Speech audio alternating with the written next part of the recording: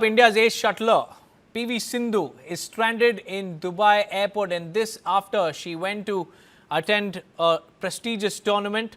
And amid the West Asia escalations, now India's ace badminton star PV Sindhu is stranded at the Dubai airport. This is the big breaking news that we are tracking. Sindhu was traveling from Bengaluru to Birmingham to participate in the prestigious All England Championships when her flight made a halt at Dubai International Airport. And that's when the situation dramatically changed, viewers. Soon after landing, airspace in the region was suddenly shut down as tensions flared and security concerns mounted. Due to unfolding events in West Asia, flights were halted, passengers were left waiting, and uncertainty gripped the airport. In fact, PV Sindhu later described the experience as frightening. She said there was confusion and anxiety among passengers with no clarity initially on when flights would resume or what would really happen next. However, Sindhu also expressed relief and gratitude, saying she was thankful to be safe. Importantly, she praised her support staff and team, highlighting how everyone remained calm, composed and supportive of each other during the tense situation. And for now, Sindhu is safe, but questions remain on when she will resume her journey to Birmingham and whether the travel disruption could affect her preparation for the tournament.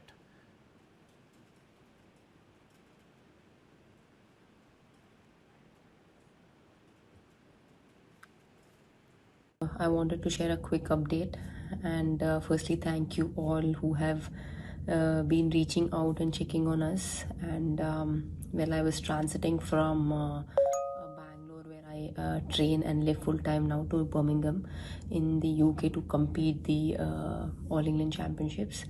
And once our flight landed in Dubai, events beyond our control began to unfold, and shortly after, the airspace also was shut down.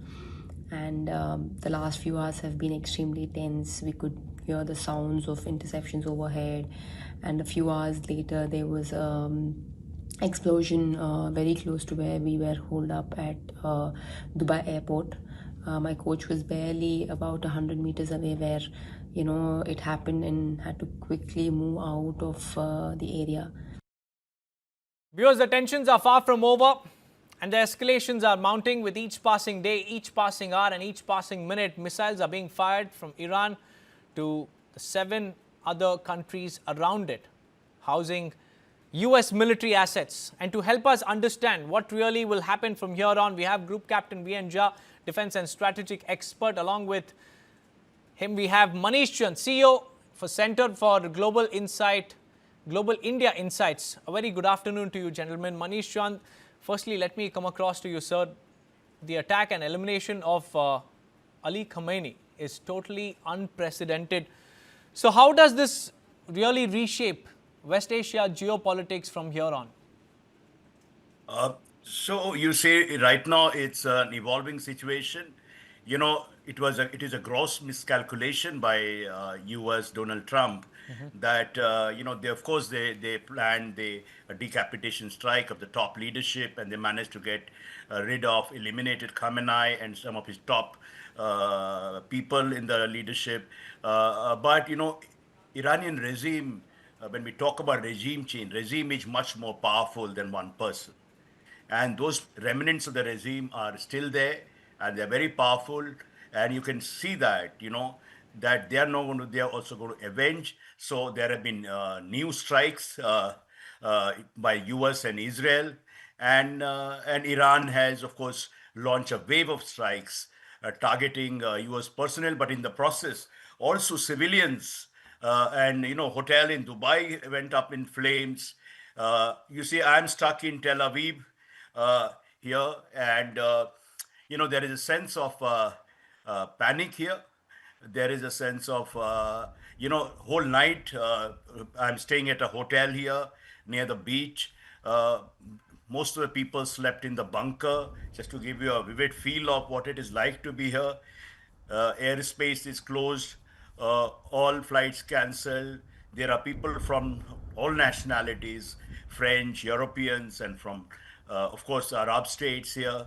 Apart from local Israelis who had come for holiday, it was yesterday Sabbath, Jewish holiday. And, doing this kind of strike. So people have not been able to sleep, children, dogs. We are all in bunker every few hours.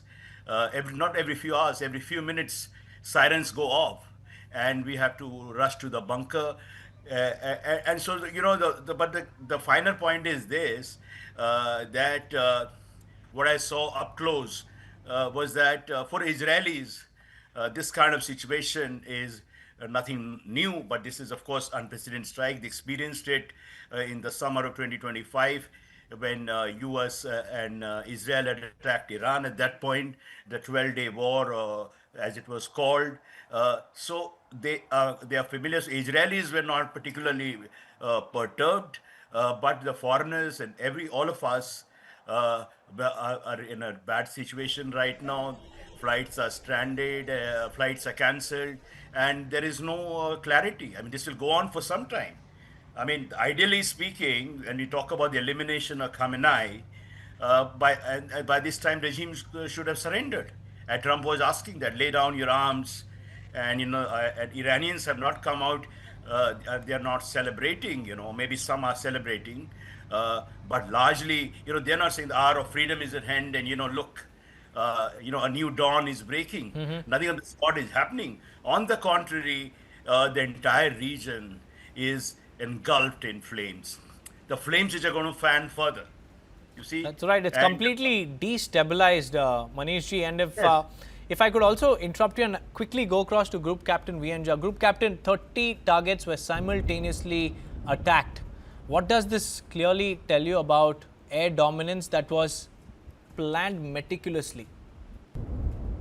Absolutely. There is no denial that US and the Israel together, they have the capacity to strike multiple targets at a point with the intel given to them. That is the most important thing. Yesterday, the first wave of strike happened at those places, especially those places where there were the hierarchies of the administration. There was a scheduled meeting of the top heads of the defense ministry that was knocked out, in which defense minister died along with many others. And there was also an intel that Khamenei was at his residence, and that is how the entire thing happened. So this is unprecedented. Khamenei has been shifted last year also, when Israel-Iran war was going on. Israel had the intel where exactly Khamenei has been kept, in which bunker. But then possibly USA had dissuaded Israel from attacking the leadership. Now this time itself, Trump had the so-called 3 mandates. One was the nuclear assets, second was the ballistic missiles, and third was the leadership. So leadership has been eliminated yesterday, but the regime changes or the change in the ideology of the administration, that will take time. Today, the entire region, including the all Shia or Sunni Muslim state, whosoever it is there, that is on the boils. Somewhere it is being shown publicly. Somewhere they are keeping quiet, but they are surely not happy. They are very angry with the US and Israel action of eliminating Khamenei. That is one thing. Secondly, the attacks are not going to stop here, because remember those 3 objectives that America has come. One objective has partially been fulfilled. Ballistic missiles are still there. Now those ballistic missiles are hidden within the very strong, thick and high rocks that cannot be accessed as such. So now you have to finish all those industries where the missiles are being manufactured. So the bombing has to continue onto all those sites. And thirdly, the nuclear assets. Look, Iran has got about 12.5 nuclear assets. SPND headquarters, Tarukabad, Fardo, Natanz, Kondab, Mubarkiyan, Lavisan, Ardekan, Anarak, Abde, Parchin, Sanzaria.